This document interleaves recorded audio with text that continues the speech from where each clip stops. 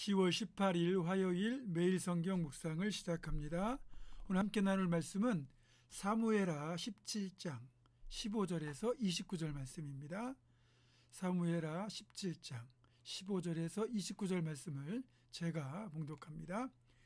이에 후세가 사독과 아비아달 두 제사장에게 이르되 아히도벨이 압살롬과 이스라엘 장로들에게 이러이러하게 계략을 세웠고 나도 이러이러하게 계략을 세웠으니 이제 너희는 빨리 사람을 보내 다윗에게 전하기를 오늘 밤에 광야 나루터에서 자지 말고 아무쪼록 건너가소서 하라.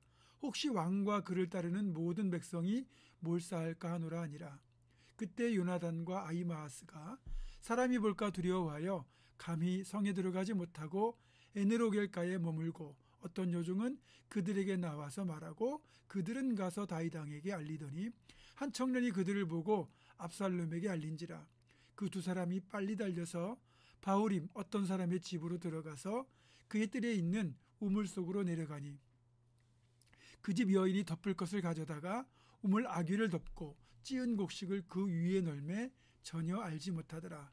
압살롬의 종들이 그 집에 와서 여인에게 묻되 아히마아스와 요나단이 어디 있느냐 하니 여인이 그들에게 이르되 그들이 시내를 건너가더라 하니 그들이 찾아도 만나지 못하고 예루살렘으로 돌아가니라. 그들이 간 후에 두 사람이 우물에서 올라와서 다윗 왕에게 가서 다윗 왕에게 말하여 이르되 당신들은 일어나 빨리 물을 건너가소서. 아히도벨이 당신들을 해하려고 이러이러하게 계략을 세웠나이다. 다시 일어나 모든 백성과 함께 요단을 건널세 새벽까지 한 사람도 요단을 건너지 못한 자가 없었더라. 아히도벨이 자기 계략이 시행되지 못함을 보고 나귀의 안장을 쥐우고 일어나 고향으로 돌아가 자기 집에 이르러 집을 정리하고 스스로 목매어 죽음에 그의 조상의 묘에 장사되니라.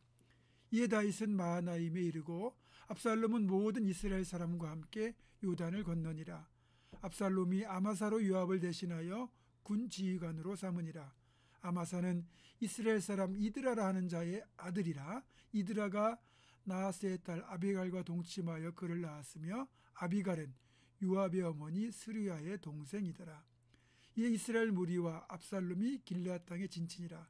다윗이 마하나임에 이르렀을 때에 암몬 족속에게 속한 라빠 사람 나하스의 아들 소비와 로데발 사람 암미엘의 아들 마길과 로글림 길르앗 사람 바르실레가 침상과 대야와 질그릇과 밀과 보리와 밀가루와 볶은 곡식과 콩과 팥과 볶은 녹두와 꿀과 버터와 양과 치즈를 가져다가 다윗과 그와 함께한 백성에게 먹게 하였으니 이는 그들 생각에 백성이 들에서 시장하고 곤하고 목마르겠다 함이더라.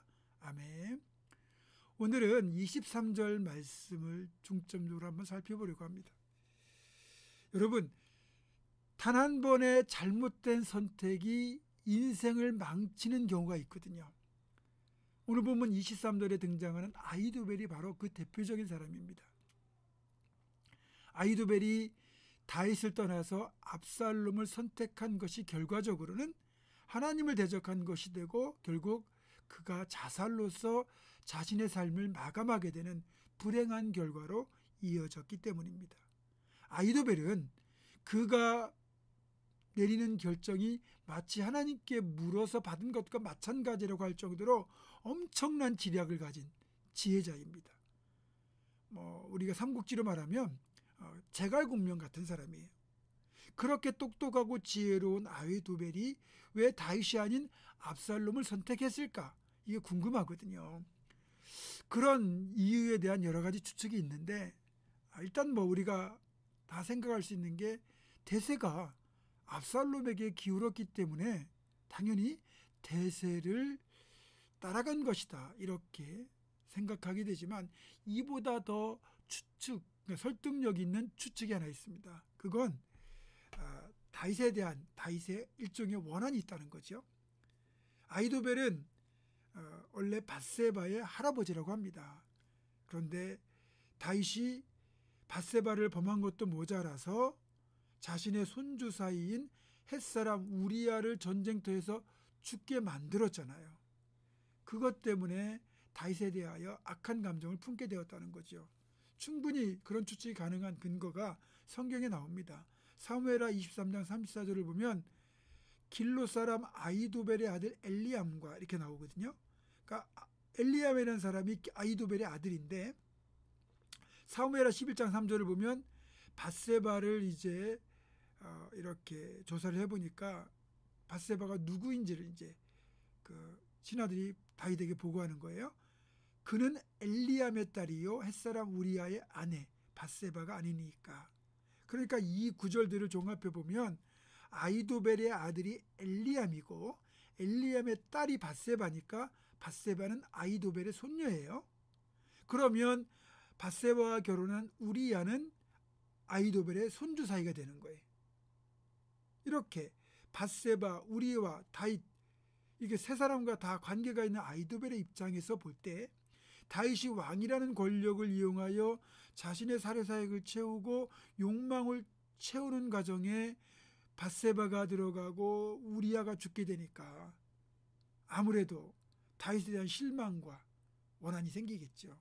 따라서 이런 점에서 보면 아히도벨이 다윗을 버리고 압살롬을 선택하는 그런 아히도벨의 배신의 배경에는 다윗의 잘못된 이 행동도 일정 부분 책임이 있다, 이렇게 볼 수 있습니다. 왕이라는 자리가 행동거지에도 신중해야 되는데 그렇게 다윗의 일탈이 가져온 후폭풍이 이 정도로 거대했다는 겁니다. 왜냐하면 아히도벨이 압살롬의 반역에 동참하고 그것이 결국 다윗과 압살롬, 아버지와 아들 사이의 전쟁으로 이어졌기 때문이에요. 어쨌든 이것을 염두에 두시고 오늘 본문을 살펴보면 그래도 압살롬 편에 서는 건 하나님을 대적하는 행위예요. 그러니까 하나님이 후세라는 인물을 통해서 압살롬의 계략이 채택되지 못하도록 막으셨거든요. 그리고 압살롬이 아히도벨의 계략이 아닌 후세의 계략을 택하는 걸 보고 이 반역은 실패했다는 걸 직감적으로 알게 됩니다.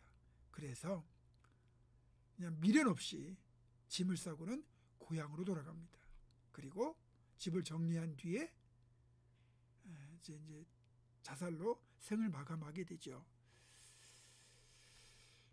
압살롬, 그러니까 아히도벨의 어떤 이 죽음의 방법이 옳다 옳지 않다를 따지기 전에 어쨌든 이 아히도벨이 결국 그의 명예를 지키지 못하고 이런 비극적인 종말을 맞이한 데는 그가 나름대로 그럴 이유가 있다 할지라도 결국 하나님이 아닌 사람의 방법과 감정으로 행했을 때 이런 결과로 이어졌다는 안타까움이 있습니다.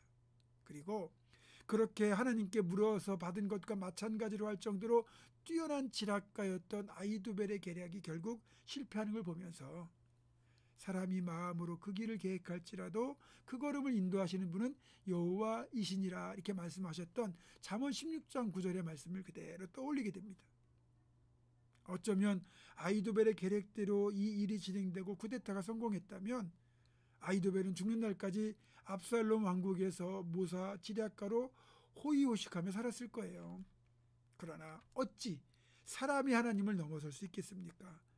그리고 사람의 뛰어난 계획이 있다 할지라도 어찌 기도하는 믿음의 사람을 이길 수 있겠습니까?